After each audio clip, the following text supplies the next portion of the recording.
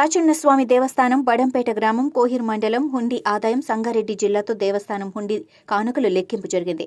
ఉదయం స్వామివారికి రుద్రాభిషేకం, అమ్మవారికి కుంకుమార్చన, బిల్వార్చన నిర్వహించడం చేశారు. ఇదంతా కూడా పోలీస్ బందోబస్తు మధ్య జరిగింది. ఉమ్మడి మెదక్ జిల్లా దేవాదాయ ధర్మాదాయ శాఖ అసిస్టెంట్ కమిషనర్ శివరాజ్, ఆలయ నిర్వహణాధికారి, ఆలయ అర్చకులు, సిబ్బంది పాల్గొన్నారు.